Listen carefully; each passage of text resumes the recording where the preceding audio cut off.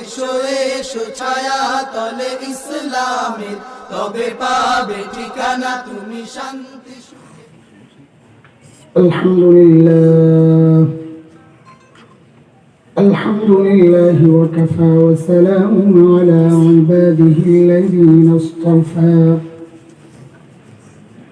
أما بعد فأعوذ بالله من الشيطان الرجيم. بسم الله الرحمن الرحيم.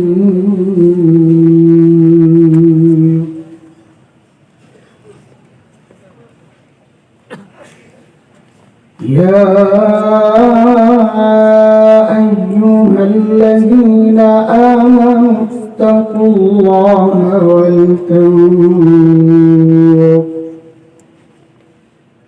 ولتنظر نفس ما قدمت لغد واتقوا الله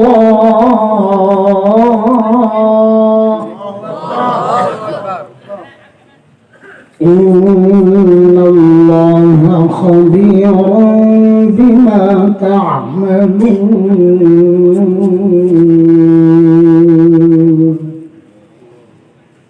آمنت بالله صدق الله العلي العظيم.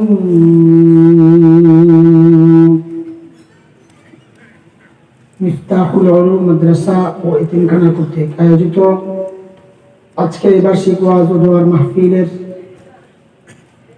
সম্মানিত সভাপতি শেখুল হাদিস আল্লামা নুরউদ্দিন ফতেহপুরী দামাত বারাকাতুহুল আলিয়া, উপস্থিত হযরত উলামায়ে কেরাম, মুরব্বিয়ানে ইযাম, দূর দূরান্ত থেকে আগত ইসলাম প্রিয় সুরী সমাজ, প্রিয় ছাত্র ভাইয়েরা, যুবক বন্ধুরা, পর্দার আড়ালের মা ও বোন, আল্লাহ সুবহানাহু ওয়া তাআলার অশেষ মেহেরবানি, করুণা, দয়া, যে মহান মালিক লাখো কোটি মানুষ থেকে বাছাই করে দিন এই মজলিসে আমাকে আপনাকে একত্রিত করেছেন, এটা মালিকের অনেক বড় দয়া আর করুণা। কুরআনুল কারীমের মধ্যে আসছে, মালিক বলেন, দিন বুঝার জন্য, দিন শেখার জন্য, দিন মানার জন্য আমি যার দিনটা খুলে দিই, দিন মানার মানসিকতা যাকে দান করি, ওই বান্দা সারাক্ষণ আমার স্পেশাল নূরের আওতায় থাকে। দুর্ভাগ্য তার জন্য যার দিন শক্ত, দিন বুঝে না, বুঝতেও চায়। আলেমরা বুঝায় একটা, পোড়া কপাল বুঝে আরেকটা। আলেমরা চায় বুঝাইতে, পোড়া কপাল চায় খেলতে। আলেমরা বলে বুঝো, পোড়া কপাল বলে খেলা হবে, আসো। কে বুঝাবে এই বোকাকে যে দিন বুঝার জিনিস খেলার জিনিস না, খেলার জিনিস আলাদা, বুঝার জিনিস আলাদা। মালিক বলেন এরা স্পষ্ট গুমরাহিতে নিমজ্জিত। সূরা জুমার আয়াত নম্বর 22 রব্বুল কারীম বলেন, أفمن شرح الله صدره للإسلام فهو على نور من ربه فويل للقاسية قلوبهم من ذكر الله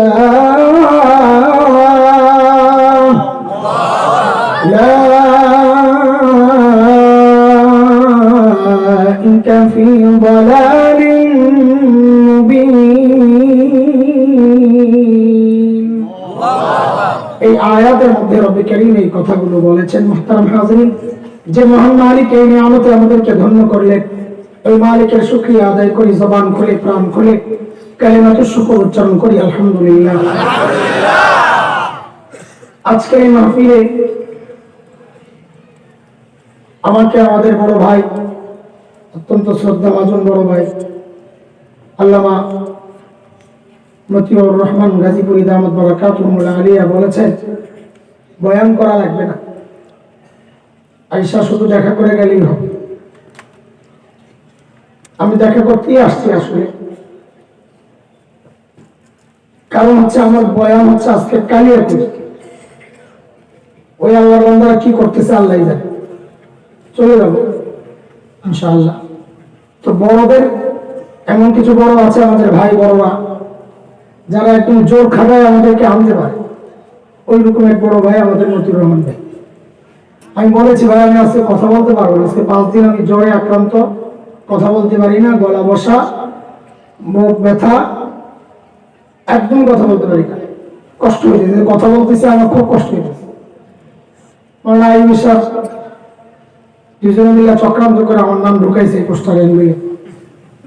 তাই বিষয়টা বললাম কি কাজটা করলেন আপনি? তাই বিষয় বলছে 20 মিনিট, আর মতি ভাই বলছেন কিছু লাগবে না, খালি সালাম কালাম।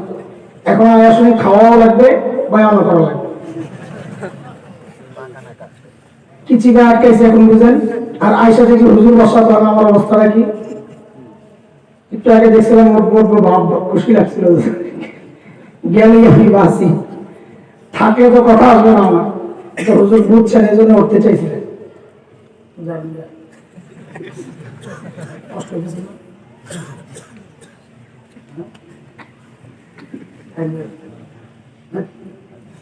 কষ্ট হয়েছে।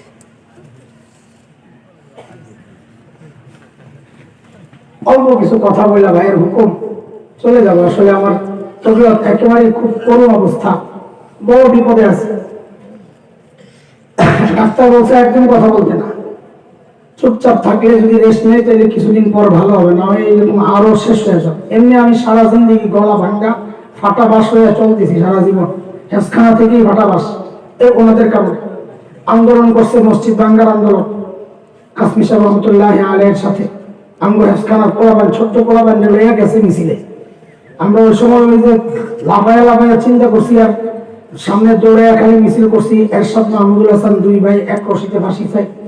ওই যে মাজার গুলিস্তান মাজারে যে মসজিদটা ভাঙছিল তখন, গোলাপ শাহ আব্দুল খালেক সাহেব হুজুর, আমার উস্তাদ হুজুর খুব মারাত্মক ভাবে আহত হইলেন। ওই যে চিল্লাইয়া গলা ভাঙছে, আজ পর্যন্ত আমার গলা ঠিক হয় না। যাকে একটা ওসিলা আল্লাহর কাছে বলা যাবে, আল্লাহ গলাটা ভাঙছে আপনার মসজিদ রক্ষার আন্দোলনে, জানটা শহীদ না হোক, গলাটা তো শহীদ হয়েছে, আলহামদুলিল্লাহ। চলবে দোস্ত, সূরা হাশরের ছোট্ট একটা আয়াত তেলাওয়াত করেছি, একেবারে ছোট্ট, যেন কথাও ছোট্ট হয়। আল্লাহ তাআলা এই আয়াত আমাকে আপনাকে বড় মায়া করে ডাক দিচ্ছেন, ইয়া আইয়ুহাল্লাযীনা আমানু। এই ডাকটা মালিকের বড় মায়ার ডাক। মুফতি শফি রহমাতুল্লাহ আলাইহি বলেছেন, বান্দাকে আল্লাহ ডেকেছেন ইয়া আইয়ুহাল্লাযীনা আমানু আর ইয়া আইয়ুহান নাস, দুই ভাবে ঈমানদারকে।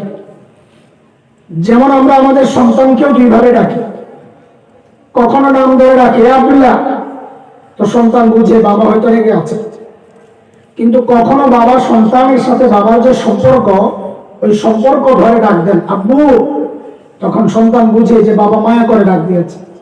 ঠিক আল্লাহ যখন ডাক দেন ও মানুষ, ইয়া আইয়ুহান নাস, যেন আল্লাহ নাম ধরে রেখেছেন। কিন্তু আল্লাহর সাথে বান্দার যে সম্পর্ক, ঈমানের সম্পর্ক, ওই সম্পর্ক ধরে যখন ডাক দিয়ে বলেন ইয়া আইয়ুহাল্লাযীনা আমানু, ও ঈমানদারেরা, তখন বুঝে নেওয়া যে আল্লাহ তাআলা আমাকে আপনাকে বড় মায়া করে ডাক দিয়েছে। আমি যে আয়াত পড়েছি, এই আয়াতে মালিক মায়া করে ডাক দিয়ে বলছেন কি, ইয়া আইয়ুহাল্লাযীনা আমানু তাকুল্লাহ ولتنظر نفس ما قدمت لغد واتقوا الله। ও ঈমানদারেরা, আল্লাহকে ভয় করো। এই বিষয়ে আমি কথা বলবো না। দ্বিতীয় হুকুম আল্লাহ, ওয়ালতানজুর নাফসুম মা কদ্দামাত লিগাদ। প্রত্যেকটা মানুষের উচিত তার আখিরাত নিয়ে চিন্তা করা, যে আমার আখিরাতের পুঁজি কি, কামাই কি, মালিকের সামনে আমি কি পেশ করব। প্রত্যেকের চিন্তা করা উচিত। বলে চিন্তা করি বলেই তো এই মজলিসে আসছি না। জিলাপি আছে? এই কারিশা জিলাপি আছে? খিচুড়ি তোমারও কিচ্ছু নাই? আরে জালেম, আপনারাও তো বোকার মতো খিচুড়ি ছাড়া আয় করছে। আখিরাতের ফিকিরে আসছে না?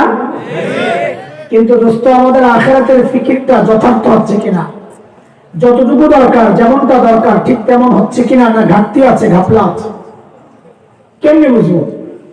তো আল্লাহ তাআলা হযরত সাহাবায়ে কেরাম রিদওয়ানুল্লাহি আলাইহিম আজমাইনদেরকে আমাদের নমুনা আর মডেল বানাইছে যে তুমি তোমার ঈমানকে সাহাবীদের ঈমানের সাথে মিলাও, যদি মিলে যায় তো ঈমান ঠিক আছে, না মিললে ভেজাল আছে। কথা কার? মালিক বলেন فإن آمنوا بمثل ما آمنتم به فقد اهتدوا وإن تولوا فإنما هم في شقاق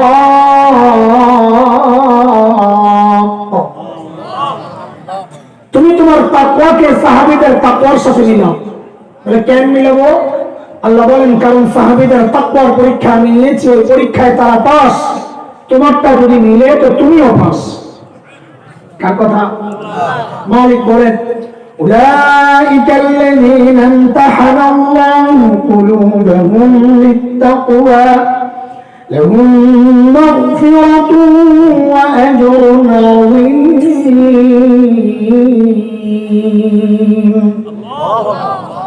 কাজে আমাদের আমলকে কাদের সাথে মিলাবো ভাই? বলেন না। আপনি আযানের আগে দুরূদ শরীফ পড়বেন কি পড়বেন না এটা আপনার ইচ্ছা, আমি কে বলার। তবে আলেম হিসাবে এতটুকু অনুরোধ করতে পারি, আপনি আপনার এই আমলকে সাহাবীদের আমলের সাথে মিলাইয়া দেখেন। যদি মিলে তো করেন, না মিললে ছেড়ে দেন। দুরূদ শরীফ বসে পড়বেন না, দাঁড়ায়া, শুয়া পড়বেন না, লাফায়া, আপনার ব্যাপার, আমি কে বলার। তবে আলেম হিসাবে আপনার পায়ে হাতটুকু রেখে এই অনুরোধটুকু করতে পারি, ও ভাই আপনি আপনার এই আমলকে সাহাবীদের আমলের সাথে মিলাইয়া দেখেন। যদি মিলে জিহাতে একটা আমলও দেন, আর না মিলিয়ে ছেড়ে দেন। কি কঠিন না সোজা? সোজা কথা। হ্যাঁ, আমাদের আমল হুবহু সাহাবীদের সাথে মিলবে না, হুবহু মিলবে না। মিললে তো আল্লাহ আমাকে আপনাকে নবী যুগেই পাঠাইতেন, সাহাবী যুগেই পাঠাইতেন।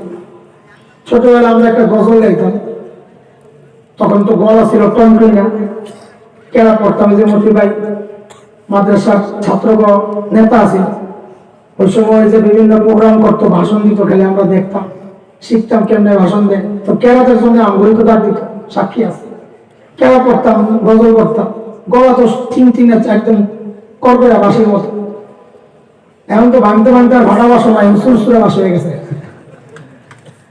তো তখন আমি গজল গাইতাম। আমি গজল শোনাবো না, আমি এক লাইন শোনাবো, যেন দলিল না হয় যে আমিও গজল গাই বলে। আমি আর বিরুদ্ধে বলি যে বয়ানে বসে বসে গজল গায়ে আজান দেয়, টাইম পাস করা। আর পাবলিকের ওগুলোই শুনতে মজা লাগে। আমি গলা একটা সুবহানাল্লাহ, মক্কার আজান ফেল, মদিনার আজান ফেল, কি আজান শোনার লেগে ভাবে। তো গাইতাম আমরা, জন্ম যদি হতো মুদের রাসূল পাকের কালে, আহা রাসূল পাকের দেশে। তো ওস্তাদ আটকায় দিত, কি গজল গায় এটা? তোমার জন্ম কোন যুগে হইলে তোমার জন্য ভালো হইতো এটা তুমি জানো না, আল্লাহ জানে। এবাদত বাদ দিয়ে আমার আল্লাহর পরামর্শ দেওয়া শুরু করছো না? আরে গাদা, যে যুগে আসা দরকার আল্লাহ তোমাকে ওই যুগেই পাঠাইছে। নবী যুগে আসলে তুমি সাহাবী হইতো, এটা কে বললো? তুমি তো আবু জাহেল হইতে পারো। তোমার একটা খুশির খবর আছে, শুনলেন? সময় তো নাই আসলে আমার, আর তুমিও তো বলতেছে না কথা লম্বা করি, মানে হাজিরা দিতে আইসি যেন কোন রকম মারতে পারি। ওই কারি সাহেবের মতো দুই দোস্ত বসে বাদাম খায়। আপনাদের দেশে এই সিস্টেম আছে, যেটা সালাকেরা ব্যাক করে কিস্সা লাগায় দেয়, তারপরে কিস্সা করে বাদাম শেষ করে, জানেন না? এক কারি সাহেব আর এক ঐতিহাসিক বসতে বাদাম দেয়। তো ঐতিহাসিক তো বড় সালাক, কারি সাহেব সালাক। তো কারি সাহেব কয়, দোস্ত তুই তো অনেক ইতিহাস জানোস। হ্যাঁ, কয়েকটু ইউসুফ আলাইহিস সালামের ইতিহাসটা তো আহসানুল কাসাস কোরআনে কইছে আল্লাহ সবচাইতে সুন্দর গল্প, একটু শোনা না। তো ইতিহাসে কই, তুই আমারে মজা পাইছস না? মনে মনে কয়। তো ইউসুফ আলাইহিস সালামের কিসসা শোনাইতেছে। পীর মুত্তাসির দাস গুমসুদ বাজিয়া, এক বুড়া ছিল, আর একটা ছেলে আছিল, আড়াই গেছিল, ফেরত পাইছে। ইউসুফ আলাইহিস সালামের কিসসা শেষ। কারি সাহেব এমন ঐতিহাসিক কয়, তুই এবার আটকাবে রাখ। কয়, দোস্ত কারি সাহেব, আহা কারি আব্দুল বাসিতের স্টাইলে তোর সূরা ওয়াশ-শামসি ওয়া দুহাহা শুনতেই মনে চায়, একটু কমা। হ্যাঁ, চিন্তা করছো তুই আর সংক্ষেপে কি মারবি? কারি সাহেব কি আর মনটা কম? কারি সাহেব কেন শুনবি? ওয়াশ-শামসি ওয়া দুহাহা তো শোন, তো টান মারছে।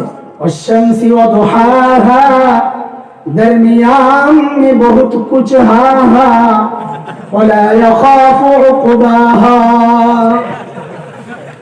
वश्शम्सि वदुहाहा মাঝখানে অনেকগুলা হা হা ওয়ালা ইয়াখাফু কেরাত শেষ। আমি এরকম সংক্ষেপে মারতে চাইতেছি আজকে বুঝছেন নি কথা। আরে খুশি একটা খবর আছে, শুনবেন নি? তো বললে শুনলে জল দেওয়া লাগবে। 3 মাস আগে টমেটো খাইছেন কত কেজি? 100 120। একটু বুঝে শুনে বলেন তো, ওই টমেটো ফ্রেশ ছিল না রেজাল্ট রাখাইছেন 100 টাকা এমনি কারবার। এখন কত কেজি? 5 টাকা 10 টাকা। আচ্ছা এটা কি ফ্রেশ না রেজাল্ট? ভেন্দি কারবার ফ্রেশটা খান 5 টাকায়, রেজাল্ট খান 100 টাকা। কারণ কি বলেন তো? সিজন আর আনসিজন। ঠিক আছে কথা, সিজন আর আনসিজন। সিজনের জিনিস হয় ফ্রেশ, দাম হয় একুরেট। আনসিজনের জিনিস হয় ভেজাল, দাম হয় রেট হয়। এটাই আমাদের খুশি একটা উপলক্ষ।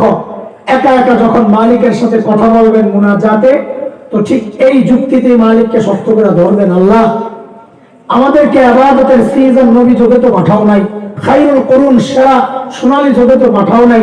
কথা তো আমি জানি, এখন কি কবি ক আল্লাহ পাঠাইছে তো আনসিজনে, হ্যাঁ তাও জানি। আল্লাহ আমাদের আমলে একটু ভেজাল হইতে পারে, ফরমালিন থাকতে পারে, কিন্তু আমরা আমলের রেট কিন্তু বাড়াইতে হবে। ঠিক আছে না কথা? বলেন না আপনারা ভাবতেছেন আমরা যে একটা মাইরা দিলাম না। না না না, হাদিসে আসছে, হাদিসে এইরকম ইঙ্গিত আসছে। আল্লাহর হাবিব সাল্লাল্লাহু আলাইহি ওয়াসাল্লাম বলেছেন, মান তামাসসাকা বিসুন্নতি ইন্না ফাসাদি উম্মতি ফালাহু আজরু। বলেন সবাই, আমি দেখতেছি আলেম কেমন আছে, বলেন ফালাহু আজরু। অনেক আলেম আছে মাশাআল্লাহ। হ্যাঁ, হাদিসটা আমিও ডাইরেক্ট পড়তে পারতাম, পড়ি না ইচ্ছা করি, কারণ ডাইরেক্ট আমি পড়লে অনেকে ভাববে যে হাদিসটা ভুল পড়লো কিনা। এই জন্য একটু জিজ্ঞেস করে নিলাম যে দেখি আপনাদের অবস্থা কি। মুহাদ্দিসরা বলেছেন, আমাদের মুফতি আব্দুল মালিক দাম বরাকাতুহুল আলিয়া লিখেছেন, আজরু সহ মিআ সহ হাদিসটা দুর্বল, মিআটা বাদ দিলে হাদিসটা পুরো ঠিক আছে। এইবার হাদিসটা শুনেন। নবী আলাইহিস সালাম বলেন, মান তামাসসাকা বিসুন্নতি ইন্না ফাসাদি উম্মতি ফালাহু আজরু শাহীদ। ফাসাদের জামানায়, ফিতনার জামানায় কেউ যদি সুন্নতকে আঁকড়ে ধরে, আল্লাহর হাবিব বলেন আল্লাহ তাআলা তার সুন্নতের রেট বাড়ায় দেন। সুন্নতের রেট বাড়ায় কি দেন? শাহাদাতের এই আরেকটা ভুল, একটা আবার পড়তে করি ভুল, তর্জমা করতে ভুল। শাহাদাতের আজর মানে কি? মর্যাদা। আজর মানে সওয়াব, সওয়াব মর্যাদা না। শাহাদাতের মর্যাদা অনেক বড় মর্যাদা, এটা খালি সুন্নত আদায় করলে পাওয়া যাবে না। শাহাদাতের সওয়াব পাইবে, মর্যাদা না। প্রধানমন্ত্রী যেই বেতন পায় এমন বেতন বহু মানুষ পায়, কিন্তু সম্মান কি এক? শাহাদাতের মর্যাদা আর সওয়াব এক জিনিস না। ভেজাল লাগে না খালি, কয় ভেজাল সামলাম কর। তো কি বোঝা গেল? বোঝা গেল নবী বলছেন আখির জামানায়, ফিতনার জামানায়, আনসিজনে অফ সিজনে কেউ যদি সুন্নতকে আঁকড়ে ধরে, আল্লাহ তার সুন্নতের রেট বাড়াইয়া শাহাদাতের সওয়াব দিয়া। সুবহানাল্লাহ। হাদিস কি প্রমাণ করে? কি প্রমাণ করে? আনসিজনে আমলের রেট বাড়ে কি বাড়ে না? হাদিস কি প্রমাণ করে? বাড়ে কি বাড়ে না? আলহামদুলিল্লাহ বলবেন না। চলেন, হযরত সাহাবায়ে কেরাম আখিরাতের প্রস্তুতি কিভাবে নিছেন, আখিরাতের ফিকির তারা কিভাবে করেছেন একটু দেখে আসি, তখন নিজেদের ফিকিরের সাথে মিলাম। তবে এর আগে একটু শুনে নিই, সাহাবীদের সাথে আমাদের মৌলিক পার্থক্য কোন জায়গায়? মূল পার্থক্য কোন জায়গায়? এটা বুঝলে সামনের কথা বোঝা সহজ হবে। কি বলতে চাচ্ছি দেখেন, ছোটবেলায় আমরা লেখাপড়া করছি, খেলাধুলাও করছি। এই বড় বড় হুজুররা দেখেন, জিজ্ঞেস করেন ছোটবেলায় খেলছেনি? অতএব খেলে নেই, আমরা দেখি নাই। কারণ বড় হুজুর শ্বাস নিব খেলছেন না? খেলছে, আমিও খেলছি। এরপর তোরা আবার আমার খেলারে দলিল বানাইস না, আমি পড়াটারে দলিল বানাইস। যদি আমি মতন পড়তে পারো তো ডাবল খেলিস, কোনো অসুবিধা নেই। আমি তো আজকাল আমার সময়ের সেরা ছাত্র বাংলাদেশের, কিতাবখানায় পড়ছি, মাথা তো আল্লাহ দিছিলেন একটা একদম ফ্রেশ, যা পড়ছি মনে থাকতো, জেহান খুব সাফ ছিল, পড়তাম না, খেদমত উস্তাদ খেদমত খালি কাম হয়েছে আমার, কিন্তু পড়তাম না, যা পড়তাম মুখস্থ, সবসময় ক্লাসে ফার্স্ট হয়েছি। তো অর্থ পড়ায় দিতেন উস্তাদরা, ওইটা পারি, পড়া যা দেয় পারি, এখন কি করবো, এবার মুখস্থ কর। তো শেষে আবার মুখস্থ করতাম, একদম নিচের ছোট ছোট কিতাব যা আছে আবার মুখস্থ করতাম। এগুলো এখন বুঝি যে এখনো মনে আছে, পড়াই নেই তো, তার মানে জেহানটা কত সাফ ছিল, এখন তো পুরো বাদ হয়ে গেছে। ওই যে আলেমরা বুঝবেন, আরবি সফাতুল মাসাদের মুখস্থ করতাম আগা গোড়া, টান একটা শুরু থেকে দিলে শেষ পর্যন্ত এক টানে চলে যেত। আন্নাস রমাদাত করনাল খুরুজুল আল্লাহ তুখুরু দাখলুনা কুরবিতনা তরুতর করনা আলহামদু আপনার হাসু গতি করনা সাতর চুবানাল মাতমে মাসনাল খুরুদা মাশাআল্লাহ আল্লাহ সুবহান তখন তো উর্দুতে তরজমা করতাম না, আমি পরিচিত আগা থেকে গোড়া ফার্সি মুখস্থ। বেদান সাল্লাল্লাহু তাআলা কে মুখতাসির মজবুত ইলমিন ওয়া মুক্তাদি বাযিল মুফাদ লুগাত মারিফাত ইস্তিকাক আযমত মুহাম্মদ তাসরি বাযিল ওয়া কাইফ তারবির নমাইত ওয়া দার মারিফাত ইয়া রাব্বুনা সাদখানা তাইনা বিতৌফিক আল্লাহ তাআলা আমি কাছে গাড়ি যাত্রা করি। আরবি সাহিত্যের সবচেয়ে কঠিন কিতাব কোনটা? আরবি সাহিত্যের সবচেয়ে কঠিন কিতাব কোনটা? মাকামাতে হারিরি। এটা তরজমা করতেই তো দাম বাইরে না, তা আমি তো তরজমা শোনাই, তাই আমি কি করবো, করতে এবার মুখস্থ কর। আমি যদি মাকামা দিয়ে তারাবি পড়াই কেউ টের পাইব না। শুরু থেকে একদম 10 মাকামা পর্যন্ত পড়ছি তো পড়ছি ঠোঁটের উপর। على أني وإن أقمضني الخطر المتغابي ورضى عني المحب المحابي لا أكاد أخلص من قمر داء لو ذي غمر متجاري يدعو عني لهذا الوداع ويندد بأنه من مناهي الشرع ومن نقض الأشياء بعين المعقول وأنعم النظم في مباني الأصول نظم هذه المقامات في سلك الإفادات وسلكها مسلك الموضوعات عن العجمادات والجمادات. كيف আমি কোন শি পড়তাছি না কি করতেছি কত দেখি। তো এই জন্য কইলাম যে যদি খেলার দলিল দেয় তাহলে আমরা পড়ার দলিল দিয়ে দিই, তারপর তুই খেলিস, কোনো অসুবিধা নাই। তো ছোটবেলায় আমরা খেলাধুলাও করছি, পড়াশোনাও করছি।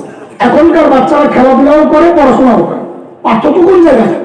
পার্থক্য আমরা লেখাপড়ার ফাঁকে ফাঁকে খেলতাম, আর এখনকার বাচ্চারা চায় খেলাধুলার ফাঁকে ফাঁকে পড়তে। ঠিক আছে কথা? ঠিক সাহাবীদের সাথে আমাদের পার্থক্যটা এমনই। সাহাবীরাও দুনিয়ার কাজ করতেন, কৃষিকাজ, বকরি চড়ানো, ব্যবসা করা করতেন, আখিরাতের কাজও করেছেন। আমরাও দুনিয়ার কাজ করি, নিজেদের যারা দিনদার ভাবি দুনিয়ার দিনই কাজও করি। পার্থক্য কোন জায়গায়? সাহাবায়ে কেরাম আখিরাতের কাজ করতেন, ফাঁকে ফাঁকে দুনিয়ার কাজ করতেন, আর আমরা দুনিয়ার কাজ করি, ফাঁকে ফাঁকে আখিরাতের কাজ করি। পার্থক্যটা বুঝে আসছে? এই গ্যাপটাকে যতটা কমানো যায়, আল্লাহ বলেন এই গ্যাপকে যত কমাইতে পারবা হাসরেও তুমি সাহাবীদের তত কাছাকাছি থাকতে পারবে।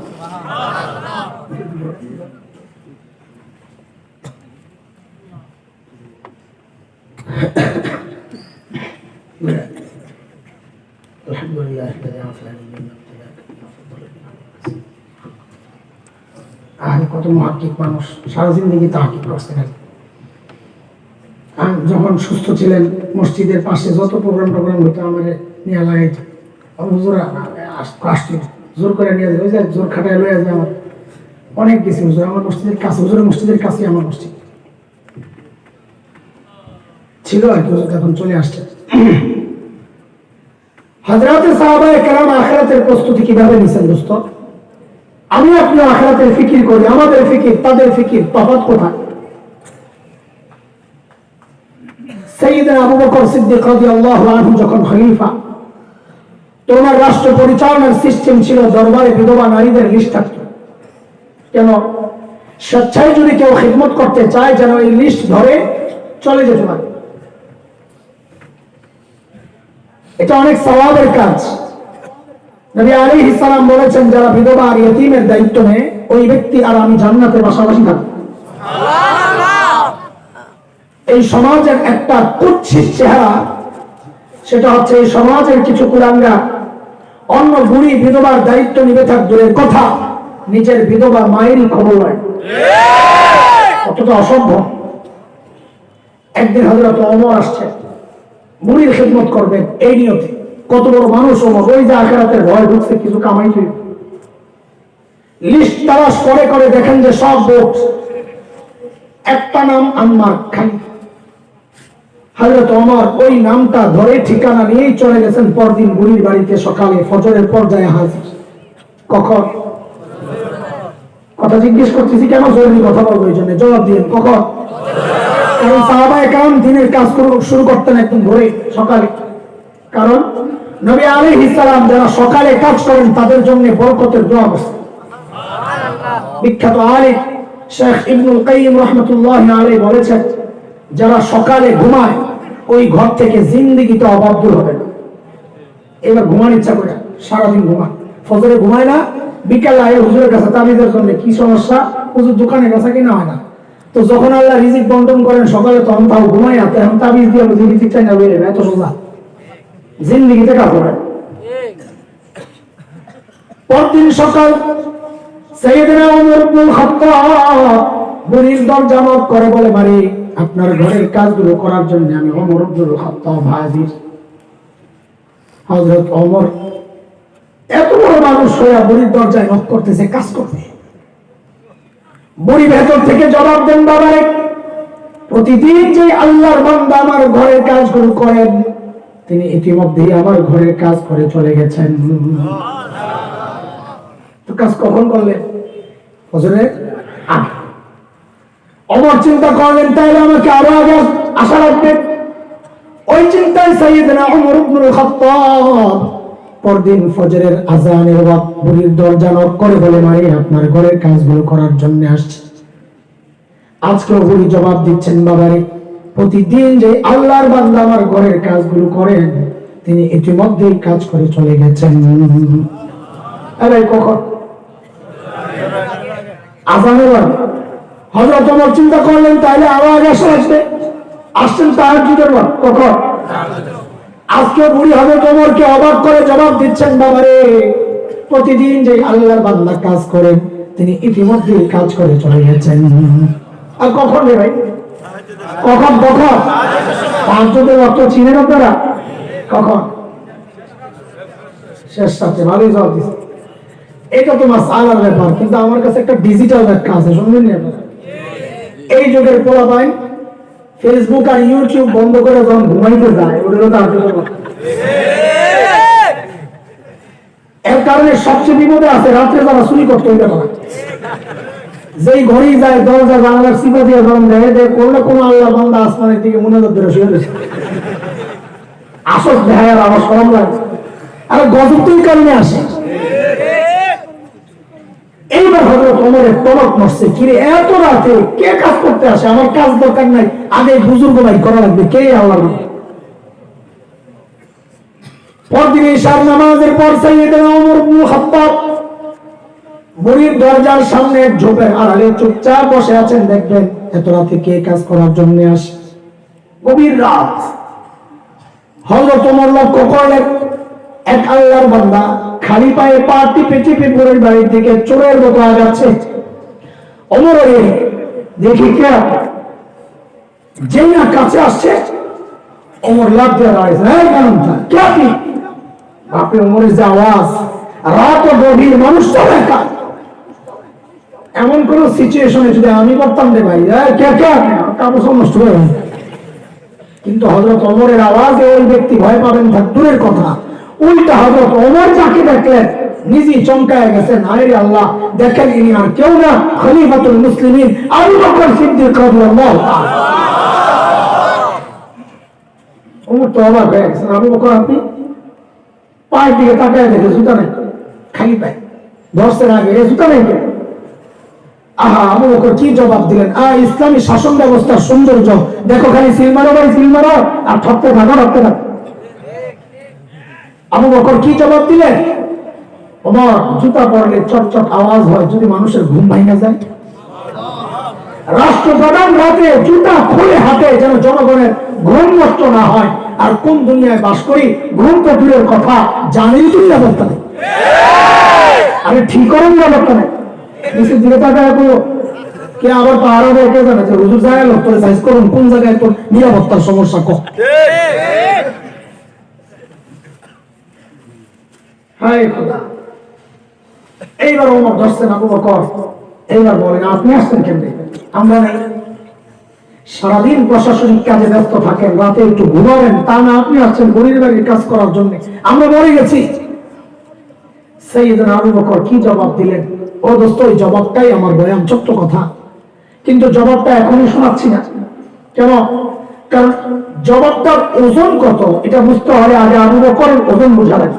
আবু বকর কত বড় মানুষ।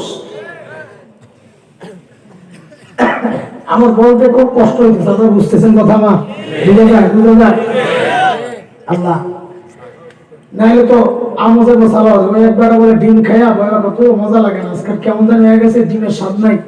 পাশের থেকে মুরগি শুনছে এই কথা, মুরগি শুনে কয় আমার পাড়া শোনা আমার জান বাড়িয়ে গেছে, তুমি মজা পাবো না। তারপরে যে আমার কথা না বোঝেন তো আমি শেষ, আমার তো কথা বলতে আমার জান বাড়িয়ে যেতেছে। একদিন হযরত ওমর আসছে আবু বকরের কাছে, এসে বলেন কি দোস্ত, ও খেয়াল করেন, আবু বকরকে ওমর বলে দোস্ত আপনার সাথে একটা লেনদেন করতে চাই। তা আবু বকর বলে কি লেনদেন করবেন আপনি, কোন?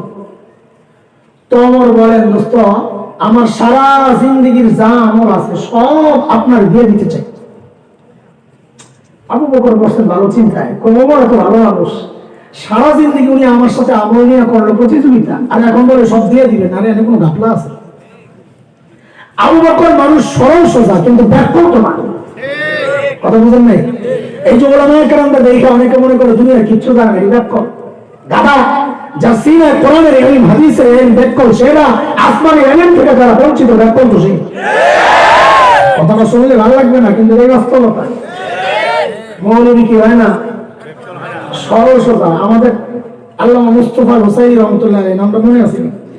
সাদা সিধা মানুষ দুনিয়া। একদিন রাতে মাহফিল করে রাস্তায় খাইতে বসছে, তো খাওয়া শেষে লাস্টে চেটে চুটে খাচ্ছেন সুন্নত তরিকা। একটা হাড্ডি ছিল বৈশা বৈশা, হাড্ডিটা সামাই করে মানুষ। পাশের টেবিলে এক ভদ্রলোক বৈশা বৈশা চা খায়। দুনিয়া এমন কিছু মানুষ আছে দাড়িওয়ালা টুপিওয়ালা দেখতে চুলকানি শুরু হয়, ওই ভদ্রলোক ওই ক্যাটাগরি। এই দেখছে যে হুজুর হাড্ডি চাবাইতেছে, কয় হুজুরের সাইজ করা দরকার, চান্স আর হাত ছাড়া করা যাবে না। চায়ের কাপটা হাতে নিয়ে এসে হুজুরের চেয়ারের সামনে টেবিলের সামনে দাঁড়ায় বলে এক্সকিউজ মি, ইয়েস বলেন, একটা কথা জিজ্ঞেস করতে চাই, করেন না? আচ্ছা হুজুর আপনাদের এলাকায় কুত্তায় কি খায়? হুজুর হাড্ডি খাইতেছে যে বদমাইশে, ওইটা দেখে কয় আপনার এলাকায় কুত্তায় কি খায়? এমনে করছে এই কথা জিজ্ঞেস করলে ব্যাকল হুজুর কাঁদতে কাঁদতে চোখের বাড়ি নাকের বাড়ি পড়তে পড়তে একাকার হয়ে মনে বসে হয়ে, কিন্তু অসভ্য তো টের পায় না যে বিমরুলের ভাষা হাত দিছে। যেই না জিজ্ঞেস করছে হুজুর আপনাদের এলাকায় কুত্তায় কি খায়, হুজুর হাঁটিটা চাবায় আর ওর দিকে তাকায় না, আস্তে করে কয় আমাদের এলাকায় কুত্তায় চা খায়। মৌলবী ব্যাকল পাইছিস? আরে মৌলবী কি হয় না? সাইয়েদনা আবু বকর কি ছিলেন না? হিজরতের সময় নবী আবু বকর মদিনার রাস্তায়, কাফেররা খুঁজতেছে, ধরলে 100 পুরস্কার। অনেক দূরে এক জায়গায় আবু বকর আর নবী ধরা পড়ছে, কিন্তু এরা কেউ আবু বকর চিনে না, নবী কেউ চিনে না। ওই যে ফেসবুক আসছিল না, এই জন্য বেঁচে গেছে অনেক দূরে, কিন্তু মক্কার দিক থেকে আসছে তো সন্দেহ করছে। তো আবু বকর সামনে, নবী পেছনে, ধরছে আবু বকর, মাম্মা তোমার সাথে এই লোক কি? আবু বকর করছেন ভালো বেজালে, যদি বলেন লা আরিফ আমি চিনি না, তো সিদ্দিক কাটা যায়, মিথ্যাবাদী হয়। আর যদি বলেন আমার নবী, তো নবুয়ত শেষ হয়, ধরে নিয়ে মেরে ফেলে। সাইয়েদনা আবু বকর কি বিচক্ষণ, সাথে সাথে জবাব দিয়ে দিলেন হাযা রাজুল ইয়াহদিনি, এই লোকটা আমারে রাস্তা দেখায়। এখন রাস্তা তো নবীও চিনে না, তো রাস্তা নবী কেমনে দেখেন? এরা মনে করছে কি নবী ও আবু বকর রাস্তা চেনে না। নবী আলাইহিস সালাম পেছন থেকে কয় ডাইনে বামে সোজা, ডাইনে বামে সোজা। আসলে আবু বকরের নিয়ত এটা না। আবু বকর একটা জিনিস গোপন রাখছেন, সেটা হলো হাযা রাজুল ইয়াহদিনি ইলাল জান্নাহ, এই লোকটা আমারে জান্নাতের রাস্তা দেখায়। কথা কি মিথ্যা? কথা কি মিথ্যা? হ্যাঁ, এর নাম বিচক্ষণতা। এর নাম কি? সাইয়েদনা আবু বকর কি ছিলেন না? আরে কথা তো বলে। সাইয়েদনা ওমর যখন বললেন আবু বকর আমার সারা জিন্দেগীর আমল আপনাকে দিতে চাই, হযরত আবু বকর বলেন ওমর বুঝলাম, একটু ছোট্ট করে বলেন না আমার কি দেওয়া লাগবে? আমার সারা জিন্দেগীর আমল চাননি, তাইলে তো না। ওমর বলেন আবু বকর না, আপনার সারা জিন্দেগীর আমল আমি চাই না। ওই যে হিজরতের সময় নবীর সাথে সাউর গুহায় যে 3 দিন লুকায়া ছিলেন, আবু বকর ওই 3 দিন আমার দিয়ে দেন, আমি বিনিময়ে সারা জিন্দেগীর আমল আপনাকে দিয়ে দিব।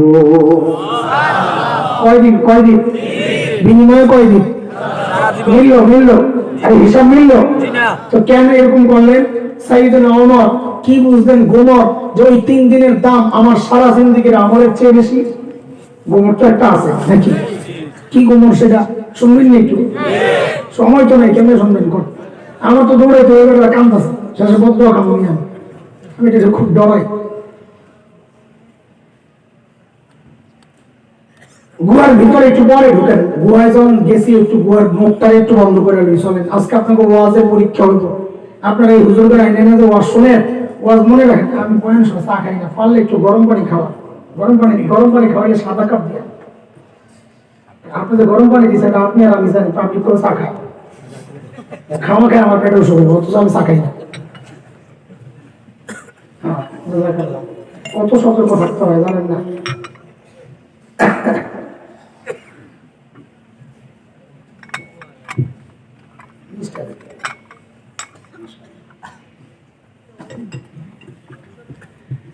ওয়াজের পরীক্ষা হইব আজকে। আমাদের মতি ভাই, মতিউর রহমান, আল্লামা মতিউর রহমান ভাই, ওনার পক্ষ থেকে পুরস্কার দেব ইনশাআল্লাহ যদি সঠিক উত্তর দিতে পারেন। বলেন তো গুহার মুখে কে কে বাসা বানাইছিল? মাকড়সার কবুতর। মাশাআল্লাহ, এই ঠিক আছে, পুরস্কারটা এখানে না সামনে।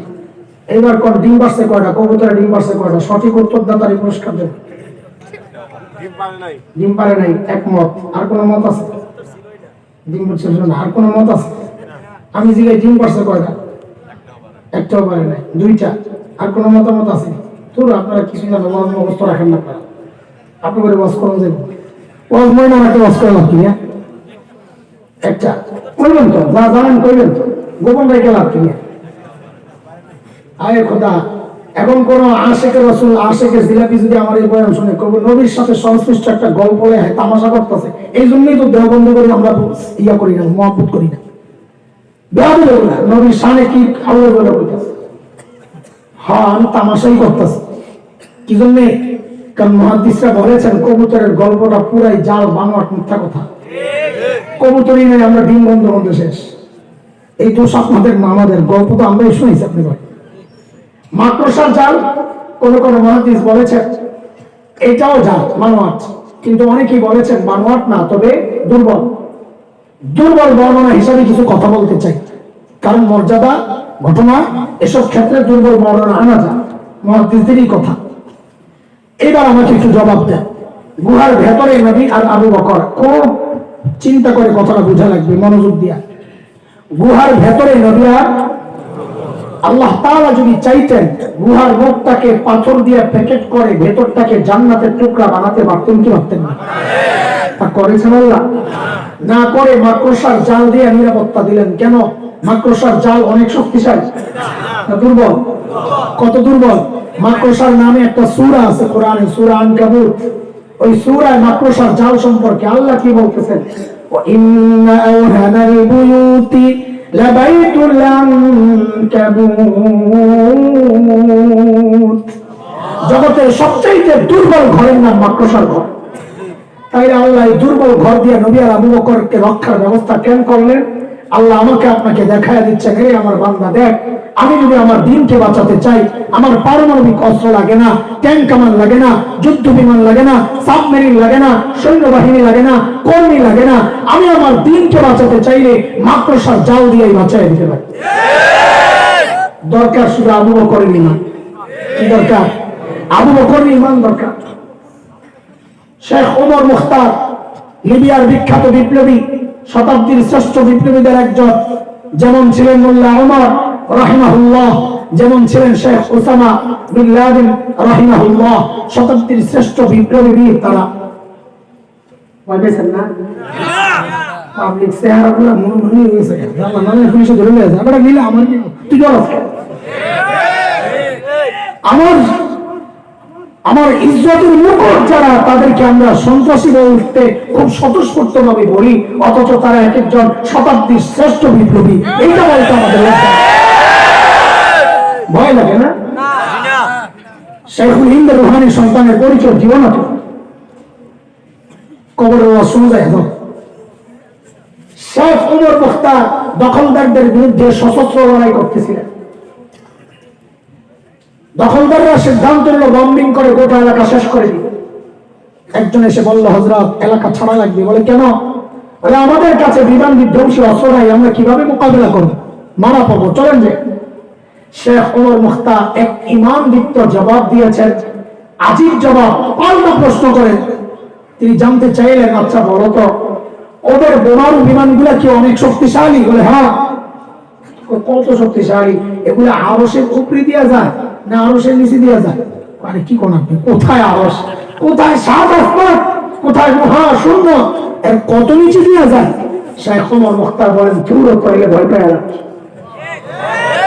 যদি আরশের উপর দিয়ে যেত আমি ভয় পেতাম কেন? আমাকে রক্ষা করবেন যে আরশের মালিক। আমার মালিকের উপর যদি বম একটা পড়ে তা আমারে কে বাঁচাবে? আমার মালিক যদি ঠিক থাকে আমার কোনো টেনশন নেই।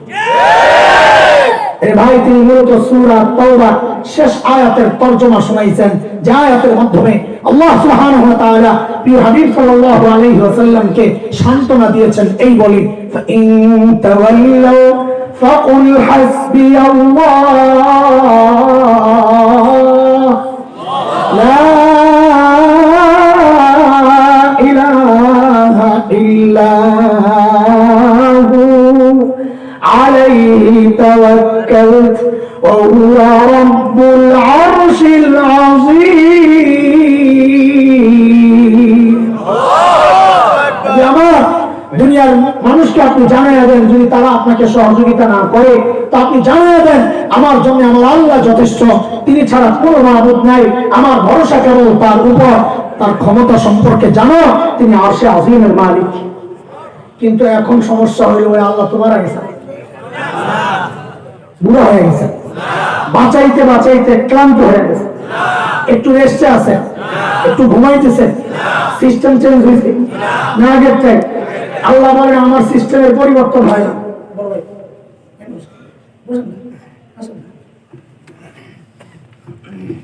আরে আপনারা করে দেখছেন হাফ প্যান্ট পরা, আপনি নিচে বললে আমার কলিজা পানি থাকে। বাইরে কি আসলে তো ওস্তাদ সমতুল্য মানুষ, ওনারা ওই মেশকা জানালেন পরে তখন আমরা হেসখানায় করি, তো এই হিসাবে কত পার্থক্য। ওই আল্লাহ আছে কি না? সূরা আহজাব আয়াত 62 মালিক কি বলেন? সুন্নাতাল্লাহিল্লাতী ক্বাদ খালাত মিন ক্বাবল ওয়া লান তাজিদা লিসুন্নাতিল্লাহি তাবদীলা। আল্লাহ বলেন আমার সিস্টেম আগে যা ছিল এখনো তাই, কোনো হেরফের নাই। আগের সিস্টেম কি? আগের সিস্টেম হচ্ছে নমরুদের মালিক ছিল না, নমরুদ ধ্বংস হয়েছে। ফিরআউনের মালিক ছিল না, ফিরআউন ধ্বংস হয়েছে। খলিল ইব্রাহিমের মালিক ছিল, খলিল জিতে গেছেন। মুসা আলাইহিস সালামের মালিক ছিল, মুসা আলাইহিস সালাম জিতে গেছেন। বিলাল হাবশীদের মালিক ছিল, বিলাল হাবশীরাও জিতে গেছেন। ও কুলাঙ্গাররা, আজকে যারা আমাদের হাত ভাঙতে চাও, ঘাড় মটকাতে চাও, লাল চক্ষু দেখাও, রক্ত চক্ষু দেখাও, কাদের ইন্ধনে লাফাও, আমরা জানি তোমার দাদা আর বাবুরাও মাঝে মধ্যে আমার দেশ দখলের হুমকি দেয়, মানচিত্র দখলের হুমকি দেয়। খোদা কসম খায় বলি, এটা আমার চেতনা, এটা আমার বিশ্বাস, এটা আমার ঈমান। আমাদের তখন কর্মী দূরের কথা, আমরা তো স্বপ্ন দেখি দিল্লির লালকেল্লায় আবারও কালিমার পতাকা পথ করে উঠবে ইনশাআল্লাহ।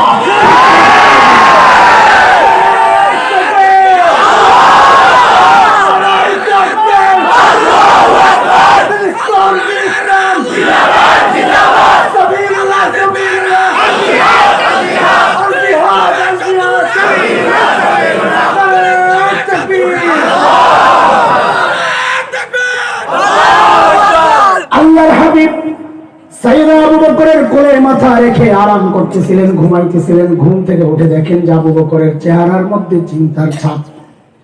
নবী জিজ্ঞেস করেন, আবু বকর আপনি এত চিন্তিত কেন?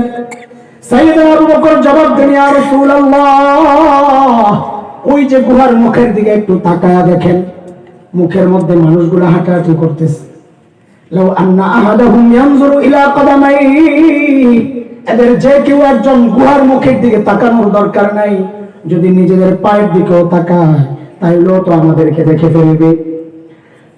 আল্লাহর হাবিব সান্ত্বনা দিচ্ছেন, আবু বকর আপনি ভেবেছেন কি হ্যাঁ এই গুহার ভেতরে খালি আমি আর আপনি, আর বুঝি কেউ নাই? না আবু বকর না, এই গুহার ভেতরে খালি আমি আর আপনি না, আবু বকর আমাদের সাথে আল্লাহ আছে। আপনি কোনো টেনশন করেন না, আমাদের সাথে কে আছে? নবীর এই সান্ত্বনার কথাটুকু আল্লাহর এত পছন্দ হয়েছে, আল্লাহ তাআলা কোরআনুল কারীমের সূরা তাওবার একটা আয়াতের টুকরা বানিয়ে নাযিল করে দিয়েছেন। মালিক বলেন, ইযহুমা ফিল গার ইয ইয়াকুলু লিসাহিবিহি লা তাহজান ইন্নাল্লাহা মা'ানা। দুইজন যখন গুহায়, একজন যখন তার সাহাবীকে বললেন, নবী যখন তার সাহাবীকে বললেন, একটু বুঝেন তো আবু বকরের মর্যাদা শোনাইতেছি। নবী যখন তার সাহাবীকে বললেন, সাহাবী মানে কি? আরে বলেন বলেন, সাহাবী মানে কি? হায় হায়, আবু বকরের মর্যাদা গেছে উপরে উঠে। কেন? আবু বকর যে নবীর সাহাবী, এটা আল্লাহ কোরআনে স্বীকৃতি দিয়ে দিলেন। কিন্তু ওমরের গোমর এই জায়গায় না, ওমরের গোমর সামনে। নবী বলেন, আবু বকর আপনি ঘাবড়েন না, আল্লাহ আমাদের, বলেন বলে আল্লাহ আমাদের সাথে আছে। ওমর কয় খাইছে রে, সারা জিন্দেগি আমল করে পাইলাম কি? আবু বকর 3 দিন থেকে কি পাইয়া গেল আমাদের ধরা ছোঁয়ার বাইরে। কেন?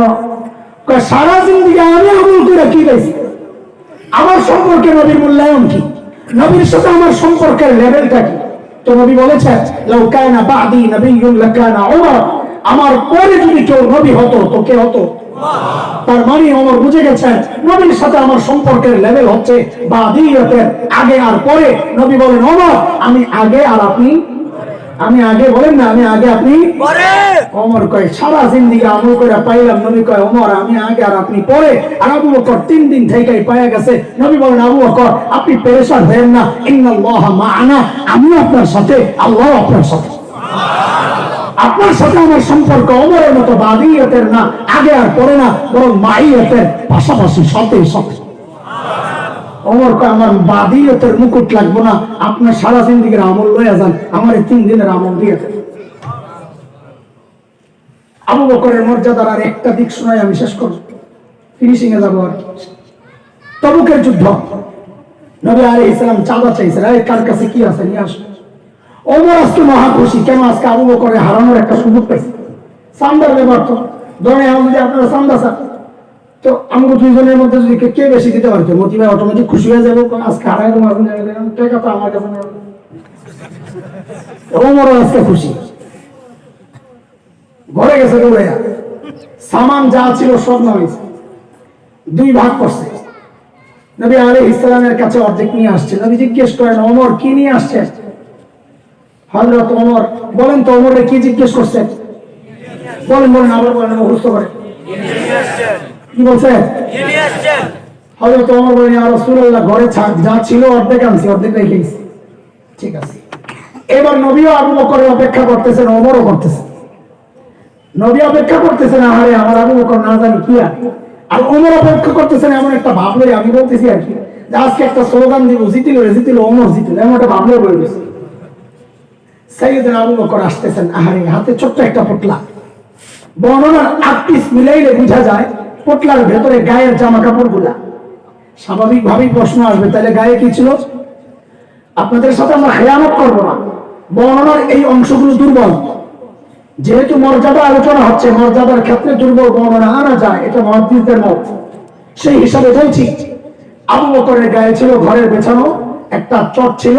সাইয়েদনা আবু বকর ওইটাকে গায়ে জড়াইছে, কিন্তু নিচে দিয়া তো ফাঁক হয়ে যায়। রিওয়ায়াতে এটাও আসছে, সাইয়েদনা আবু বকর খেজুর গাছের কাঁটা দিয়া বুতাম বানাইছে। আল্লাহর হাবিবের দরবারে নিয়ে আসছে, ইয়া রাসূলুল্লাহ আমার চাঁদা। নবী জিজ্ঞেস করেন, আবু বকর মা আবকাইতা, ঘরে কি রেখে আসছেন? এইবার বলেন, ওমরকে কি জিজ্ঞেস করছিলেন? ওমর কি নিয়ে আসছেন? আবু বকরের বেলায় নবী প্রশ্ন ঘুরে জিজ্ঞেস করতেছেন, আবু বকর ঘরে কি রেখে আসছেন? প্রশ্ন শুনে নাই ওমরের মন খারাপ, আজকে হেরে গেল। কেন? কোন নবী তো আবু বকরের বেলায় প্রশ্ন ঘুরে দিয়েছে, একই প্রশ্ন করলে আমি জিতে যেতাম। আমার জিজ্ঞেস করছে কি আনছেন, ওনারা জিজ্ঞেস করছে কি রেখে আসছেন। কি আনছেন জিজ্ঞেস করলে তা আমার পক্ষলাই বড় হইত, কিন্তু যেহেতু জিজ্ঞেস করছেন কি রেখে আসছেন, তা আমি হেরে গেছি। কেন? আমি তো অর্ধেক রেখে আসছি, এত কিছু রেখে আসতে বলে মনে হয়। সাইয়েদনা আবু বকর কি জবাব দিলেন? আরে দোস্ত, আবু বকরের জবাবটা পরে শুনে, আগে আবু বকরের ছোট্ট মেয়ে হযরত আসমার জবাবটা একটু শুনে। কি পরিবার আল্লাহ বানাইছেন, আল্লাহু আকবার।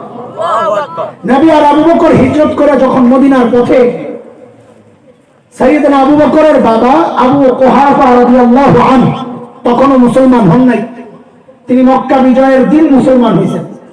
আবু বকরের বাবা মুসলমান হওয়ার কারণে আবু বকরের মর্যাদা বেড়ে গেছে আরেকটু। কেন? নবীদের মধ্যে 4 জেনারেশন নবী অনেক আছে। ইব্রাহিম আলাইহিস সালাম, ছেলে ইসহাক আলাইহিস সালাম, ছেলে ইয়াকুব আলাইহিস সালাম, ছেলে ইউসুফ আলাইহিস সালাম, আবার উপরের দিকে 4 জেনারেশন নবী। সাহাবীদের মধ্যে 4 জেনারেশন সাহাবী। আবু বকর সারা কাউরে পাই নাই। বাবা আবু কুহাফা সাহাবী, আবু বকর সাহাবী, মেয়ে আসমা সাহাবী, তার ছেলে হযরত আব্দুল্লাহ ইবনে জুবাইর সাহাবী। 4 জেনারেশন সাহাবী। হযরত আবু কুহাফা তখনও মুসলমান হন নাই, ছেলের সাথে সম্পর্ক ছিন্ন, যেহেতু ছেলে ইসলাম কবুল করেছে, ঘরে আসে না। কিন্তু যেহেতু আবু বকর চলে গেছে, যাওয়ার সময় টাকা পয়সা স্বর্ণ মুদ্রা যা ছিল সব গাঠি করে নিয়ে গেছে। এখন আবু কুহাফার ভিতরে ভিতরে জ্বলতাছে, কেন? ওই ঘরে নাতিপুতি গুলো আছে, কাহারে না জানে ওগুলো না খায় মরে, দাদা তো মায়া তো রাখতেছে, রক্ত এক না। তো আবু কুহাফা অভিমান ছাইরা আসছেন আবু বকরের ঘরে। এসে সাইয়েদনা আবু বকরের ছোট্ট মেয়ে হযরত আসমাকে ডাক দিছেন, ও দাদু ভাই, বাবা তো মনে হয় ঘরে কিছু রেখে যায় নাই, আম্মুকে জিজ্ঞেস করো কি লাগবে। হযরত আসমা জবাব দিচ্ছেন, দাদু ভাই আপনি টেনশন করেন না, আব্বা যাওয়ার সময় ঘরে যথেষ্ট পরিমাণ রেখে গেছে। আবু কুহাফা চলে গেছে।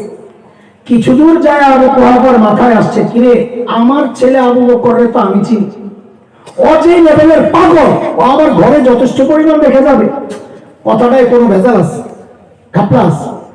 আবু কুহাফা আবার আসছে, আয়েশা হযরত আসমাকে ডাক দিয়ে জিজ্ঞেস করতেছেন, দাদু ভাই একটু বলো না বাবা ঘরে কি রেখে গেছে।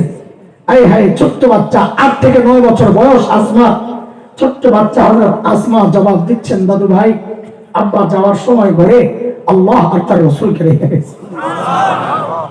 আমাদের জন্য এটাই যথেষ্ট, আপনি টেনশন করেন না, আমরা ভালো আছি। ছোট্ট বাচ্চার জবাব যদি এই হয়, তো বাবা আবু বকরের জবাব কি হতে পারে? সাইয়েদনা আবু বকর জবাব দিচ্ছেন, ইয়া রাসূলুল্লাহ, ওই যে ঘরের বেড়াগুলো খেজুর পাতার বেড়া, আসার সময় থাপড়ায় থাপড়ায় আসছি। কেন? কারণ মাঝে মধ্যে সুই গেঁথে রাখতাম, সুই থাপড়ায় আসছি যেন একটা সুই পর্যন্ত ঘরে থেকে না যায়, ওই সুইটা যেন আমার কোন মুজাহিদ ভাইয়ের কাজে আসে। ওগো আল্লাহর হাবিব, আসার সময় ঘরে একটা সুই পর্যন্ত রেখে আসি নাই, আসার সময় কেবল আল্লাহ আর তার রাসূলকে রেখে আসছি। বন্ধুরা আমার, আবু বকরের মর্যাদা সময় কিছু শুনে নেই। এবার জিবরাইল আমিন হাজির, সাথে সাথে নবীকে সালাম দিয়ে বলছেন, ইয়া রাসূলুল্লাহ, আল্লাহ আবু বকরকে সালাম পাঠাইছেন। নবী যেমন আবু বকরের বেলায় প্রশ্ন উল্টায় দিয়েছেন, আল্লাহর প্রশ্ন উল্টা। বলেন তো, আমি আপনি ইবাদত করি কাকে খুশি করার জন্য? আবু বকরের বেলায় প্রশ্ন উল্টা। জিবরাইল জানতে চাইছেন, ইয়া রাসূলুল্লাহ, আল্লাহ জিজ্ঞেস করেছেন, আপনি জিজ্ঞেস করেন আবু বকরকে। আল্লাহ তো আবু বকরের উপর রাজি, আল্লাহ তো আবু বকরের উপর রাজি। আল্লাহ জানতে চেয়েছেন আবু বকর আল্লাহর উপর রাজি কিনা। নাই কষ্টে কালকে কোনো অভিমান করে বসে দিয়েছে, জিজ্ঞেস করে। সাইয়েদনা আবু বকর বাচ্চাদের মতো হাউমাউ করে কান্না শুরু করছেন, ইয়া রাসূলুল্লাহ, আমি আমার রবের উপর রাজি, ইয়া রাসূলুল্লাহ, আমি আমার রবের উপর রাজি, ইয়া রাসূলুল্লাহ। এত বড় মানুষ আবু বকর, ওই যে গভীর রাতে নবীর বাড়ির সামনে, মনে আছে কথা? হযরত ওমর যখন বললেন, এই আবু বকর, আপনি কেন আসছেন কাজ করার জন্য, আমরা নাই? তা আবু বকর কি জবাব দিলেন? ও দোস্ত, জবাবটা আমাদের জন্য খুব নরমাল। আমি দিলে এই জবাব এত আকর্ষণের ব্যাপার ছিল না, আলোচনার ব্যাপার ছিল না, কিন্তু জবাবটা যেহেতু আবু বকরের, এই জন্য জবাবটা অনেক ওজনওয়ালা। আবু বকর জবাব দিচ্ছেন, হ্যাঁ ওমর ভাই, এই আমলগুলো আপনাদেরকে দিলেও পারি, এই কাজগুলো আপনাদেরকে দিলেও পারি, কিন্তু ভাইরে আমি কি আমার আখিরাত কামাই করব না? আমি কি আমার আখিরাত কামাইব না? আপনারাই কামাইবেন। আবু বকর বলে, আখিরাত কামাইবা কি বেশি? অথচ আমরা চিন্তা করি কত কিছু করছি, আল্লাহ মনে হয় জান্নাত কয়েকটা রেডি রাখছে। সাইয়েদনা ওমর এত বড় মানুষ, অথচ আখিরাতের চিন্তা। নবী বলেছেন, ওমর ফিল জান্নাহ, ওমর জান্নাতি। আমি আপনি হকের উপর চললে বলা হয় লোকটা হকপন্থী। ওমর সম্পর্কে নবী বলেছেন উল্টা, দারাল হাক্কু হাইসু দারা, ওমর যেদিকে যায় হক তার পেছনে পেছনে যায়। জান্নাতে গিয়ে নবী ওমরের বাড়িটা দেখে আসছেন। দুনিয়ায় এসে নবী উচ্ছ্বাস প্রকাশ করছেন, আরে ওমরের বাড়িটা দেখছি কি যে সুন্দর বাড়ি, আমার মনটা চাইছিল একটু বাড়ির ভেতরে ঢুকি, না জানি ভেতরটা কত সুন্দর। কিন্তু ওমরের যে গায়রত, ওমরের যে আত্মমর্যাদা বোধ, প্রেস্টিজ, ওমর যদি মাইন্ড করে ওখানে আমি ঢুকি নাই। এই কথা শুনেই তো ওমর হাউমাউ করে কান্না শুরু করছেন, আমি তো ইয়া রাসূলুল্লাহ, আপনার সাথে আমার আত্মমর্যাদা বোধ, কেন একটু ঢুকলেন না, কেন ঢুকলেন না? এত বড় মানুষ ওমর, অথচ আখিরাতের ফিকিরের কি অবস্থা? আবু লুলু মাজুসির ছেলে বিষাক্ত খঞ্জর দিয়া যখন ফজরের নামাজের সময় পেটের মধ্যে চালায়, নারী বুড়ি বের হয়ে গেছে, কাপড় দিয়া পেঁচাইয়া হযরত ওমরকে শোয়া দেওয়া হয়েছে মসজিদে নববীর ফ্লোরে। হযরত ওমর বেহুশ, ছেলে আব্দুল্লাহ ইবনে ওমরের কোলে মাথা, একটু হুশ ফিরছে তো নামাজের খবর নিছে। এক ছেলের কাপড় ছিল টাকুর নিচে, নিজের এই অবস্থা, দ্বীনের ব্যাপারে কতটা সিরিয়াস ছিলেন, ওই অবস্থায় ডাক দিয়েছেন, কাপড় উপরের দিকে ওঠা। এরপর কি করছে? আখিরাতের চিন্তা কিভাবে গ্রাস করছে দেখেন, ভয় কিভাবে ধরছে। ছেলেকে বলে, বাবা আমার মাথাটাকে নিয়ে ফ্লোরে রাখো, মসজিদে নববীর ফ্লোরে রাখো। ফ্লোরটা কি ছিল? পাকা, টাইলস করা, মোজাইক করা। প্রায় অর্ধ জাহান যিনি শাসন করেছেন, 22 লক্ষ বর্গ মাইল। কেউ বলবেন 22 লক্ষ বর্গ মাইল কি অর্ধ জাহান? আরে ভাই, দুনিয়া তখন আবিষ্কারই হয়েছে অল্প, সেই হিসাবে অর্ধ জাহান। অর্ধ জাহান শাসন করা ওমর, জান্নাতের সুসংবাদ পাওয়া ওমর, নিজের মাথাটাকে নিয়ে জমিনের উপর রাখছে, গালগুলাকে মাটির সাথে ঘষতেছেন আর কাঁদতেছেন, ঘষতেছেন আর কাঁদতেছেন, আর বলতেছিলেন, ওয়াইলুল লাকা ইয়া ওমর ইন লাম ইয়াগফির লাকা রাব্বুক। ওমর, তোমার রব যদি তোমাকে ক্ষমা না করে, ওমর তোমার জন্য ভয়ঙ্কর বিপদ কিন্তু অপেক্ষা করতেছে। আখিরাতের চিন্তা কিভাবে ঢুকছে? সাইয়েদনা আবু বকর এত বড় মানুষ, জান্নাতের 8টা দরজা থেকে ডাক আসবে, ও আবু বকর আপনি আমার দিয়ে ঢুকেন না। আবু বকরের মর্যাদা, অথচ ওই আবু বকর দূরে একা একা চলে যেতেন, নির্জনে যায় চিৎকার করে করে কাঁদতেন আর বলতেন, ইয়াবনা আবি কুহাফা, এ আবু কুহাফার ছেলে, তুই মানুষকে ভুলিনি, আমি তুই মানুষকে ভুলি। এখন আল্লাহর আদালতে কেমনে দাঁড়াবি? সাইয়েদনা আবু বকরের সামনে গাছ পড়লে গাছের দিকে তাকায় তাকায় কাঁদতেন আর বলতেন, ইয়া লাইতানি কুনতু ওয়ারাকা মিনাশ শাজারা তুকাল, হায় মানুষ না হয়ে যদি গাছের লতা পাতা হইতাম তো জীবজন্তু আমার চাবায় চাবায় খায়া বলতো, আমি নিঃশেষ হয়ে যেতাম, আল্লাহ আদালতে আমাকে দাঁড়ায় হিসাব দেওয়া লাগতো না, এখন কেমনে দাঁড়াবো? এই কথা বলে বলে আবু বকর কাঁদতেন। এত বড় মানুষের আখিরাতের এমন ফিকির, আর এমন ফিকিরটা হওয়ার কথা ছিল আমার মতো জালিমের। অথচ আমাদের কারো চেহারার দিকে তাকাইলে মনে হয় না মানুষটার আখিরাতের ভয় আছে, কবরের চিন্তা আছে, মৃত্যুর চিন্তা আছে। কেন রে ভাই? আমাকে তোমাকে কে গ্যারান্টি দিল যে আমাদের মৃত্যু যন্ত্রণা হবে না? আবু বকর তো গ্যারান্টি পাওয়া মানুষ, ওমর তো গ্যারান্টি পাওয়া মানুষ, ওমর ফিল জান্নাত। আমাকে তোমাকে কে গ্যারান্টি দিল যে আমাদের কবরের আযাব হবে না? আবু বকর ওমর তো গ্যারান্টি পাওয়া মানুষ, আমাকে তোমাকে কে গ্যারান্টি দিল জান্নাত পাওয়া যাবে? কে গ্যারান্টি দিয়েছে বলো? ভাবখানা এমন যে মৃত্যু এখনো অনেক দেরি আছে। আরে কে জানে এই মজলিসে এমন মানুষ আছে যার কাফনের কাপড় দোকানে অলরেডি চলে এসেছে। কালকে তো খবর বলতে পারে, বয়ান করে গেল মাওলানা হাসান জানি তো দুনিয়া নাই, এই খবর তো আসতে না। চুল পাইকা সাদা হয়ে গেছে, অথচ গুনাহ ছাড়তে পারতেছি না। দাড়ি পাইকা সাদা হয়ে গেছে, গুনাহ ছাড়তে পারি না। কবে ছাড়বো? হ্যাঁ, কবে ছাড়বো? অথচ মালিক সূরা হাদীদে ডেকে ডেকে বলতেছে, আলাম ইয়ানিল্লাযীনা আমানু আন তাখশা কুলুবুহুম লিযিকরিল্লাহ। এর ঈমানদার, আল্লাহর ভয়ে অন্তরটা কেঁপে ওঠার সময় কি তোর হয় না? আর কবে সোজা হবে? এর যুবক ভাইরা, তোমার এই দামি হায়াতের সময় ফেসবুকে একটু ভাগ পায়, ইউটিউবে ভাগ পায়, খেলোয়াড়েরা পায়, গায়ক গায়িকা পায়, নায়ক নায়িকা পায়, বন্ধু বান্ধব পায়, বিবি পায়, স্বামী পায়, সন্তান পায়, বাবা মা পায়, চাকরি পায়, ব্যবসা পায়, খেত খামার পায়।